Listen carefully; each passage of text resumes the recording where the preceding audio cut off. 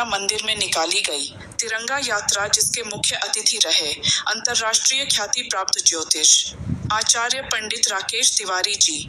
ज्योतिषाचार्य पंडित राकेश तिवारी जी ने दिया बड़ा संदेश बताते चले कि आज स्वतंत्रता दिवस के एक दिन पूर्व सरस्वती विद्या मंदिर में निकल गई तिरंगा यात्रा, जिसके मुख्य अतिथि ज्योतिषाचार्य पंडित राकेश तिवारी जी सम्मिलित हुए एवं समस्त अयोध्या वासियों को संदेश दिया कि तिरंगा हमारा राष्ट्रीय ध्वज है।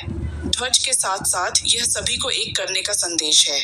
मनुष्य के अंदर 3 गुण होते हैं, रजोगुण, सतोगुण और तमोगुण। अगर रजोगुण और तमोगुण एक हो जाएंगे तो मनुष्य तामसी प्रवृत्ति का हो जाएगा, जिससे मनुष्य का विनाश हो जाएगा। ध्वज का तात्विक अर्थ था कि बीच में सफेद है। सफेद सतोगुण का प्रतीक है, इसलिए रजोगुण और तमोगुण को एक कर दिया गया और सफेद, जो कि सतोगुण को बीच में कर दिया गया, इसलिए तिरंगा बनाया गया।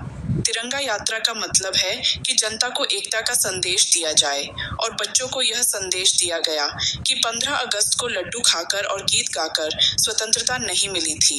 आज़ादी मिलने में खून की नदी बही थी। हम उन शहीदों को हर वर्ष समर्पण करते हैं और पुष्पांजलि अर्पित करते हैं। उनके शहादत और बलिदानी को याद करते हैं। 15 अगस्त के रूप में तिरंगा का सम्मान बना रहे लोगों में एकता बनी रहे, जिससे हमारा भारत देश फिर से गुलाम न बन सके।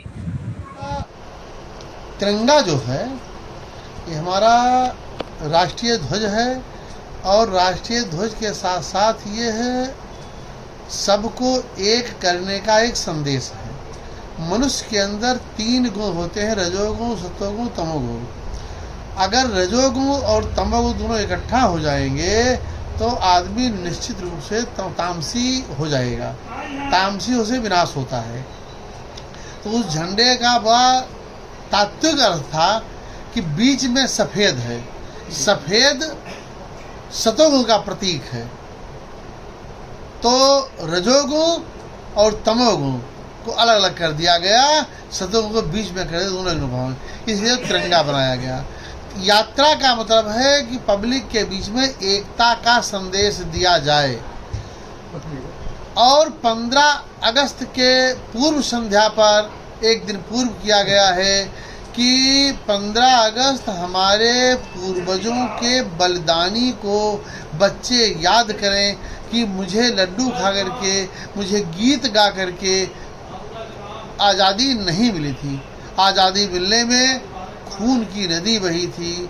उन शहीदों को हम हर वर्ष समर्पण करते हैं, पुष्पांजलि देते हैं, याद करते हैं।